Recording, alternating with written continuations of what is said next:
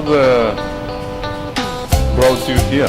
Okay, I came here 15 years ago because of my ex-husband's job.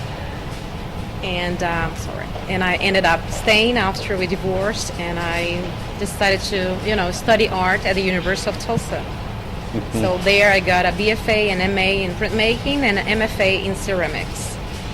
So you are doing very beautiful stuff. You said it is handmade. How you inspired to do this? Okay, there's a lot of things there, pretty much related to my culture back in Brazil. And I always enjoyed being by the ocean. We had a beach house, and I used to spend like 3 months a year right in front of the ocean at our beach house. So I loved, collecting, sea shells and all these things from the ocean. And then also there's a lot of to do with African art, because my city in Brazil has a lot of influence from African culture. It's a very mystical and a unique city in Brazil. And I was always fascinated with the texture and the colors and all the mystery behind the African religion and culture. So I would say that everything has a mix of, my fascination for nature and my fascination for the African culture. So could you please explain us which one is your favorite piece of art? It's hard to say which one is my favorite. I kind of, there's so much work and a lot of emotions on each of these pieces, but when I think about my vessels, I love them because I know, There's a lot of color. There's a lot of color. The colors, pretty much some related to the tropical colors from Brazil, some related to the colors from the African textiles and the African masks and all these things. It's hard to say that there is a favorite one. I would say that... you said it's everything handmade? Everything is handmade, especially these big things here. I don't use the wheel, I don't throw any pieces. Everything is handmade, and I have my own technique of building these pieces. If everything is handmade, how long take you to? Okay, I would say that these pieces take, to get everything prepared, carve it out, it may take like 2 days, and I still have to let them dry and then fire them and then glaze them. And sometimes I'm not happy with the glazing. I have to reglaze them again. And I would say a piece like that may take more than a week, putting everything all together. How your creativity come out?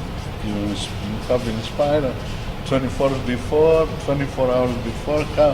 How you inspired? It's interesting because sometimes just like by putting the pieces together, I have some sort of inspiration and I change my mind. Because clay is such a material that you may even change what you're planning to initially by touching the clay and create some sort of texture that you're not expecting. And then from that texture, you move to another thing. So I can say that sometimes I have things in mind, but I change my mind a lot. So that means your creativity not only comes from your brains and your heart, it comes from the for the touching, that's what I love about clay, is touching, and it's a very malleable and plastic material. So I pretty much can create something just by accident, like by touching, or, maybe a piece that would fall off, or something like this, and then the texture out of that I may like, and I'll say, oh, this is just like what I'm going to be doing. So it's just like the material also helps me with my, creativity. What's your perception about the young Latino artists in Tulsa? I think it's really interesting, and I like this idea. I'm very happy to be in this show because we should bring our culture, and we should, pretty much show Americans, especially the ones here in Tulsa, that we can add a lot to them in terms of information and culture. And I love to share, cultural information. And then also I can tell that living here in a different culture from mine inspired me even more than being in my own country. So I became much more aware of what I have in my country living here than being there. So Brazil is the country very well known about soccer. Very well known about soccer.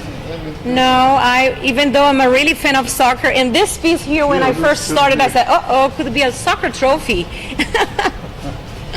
You know, but there's nothing to do with sports here, pretty much, even though I'm a very fan of sports, but there's not much. Brazil practice a special type of art with soccer. That's the best team of the world.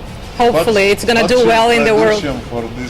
For the World Cup, I'm really hoping that you're going to do well, you know, and I really hope that we, you know, get a championship again, because, you know, I know what it would represent to our country, especially now that we are under a lot of problems, you know, social and financial problems.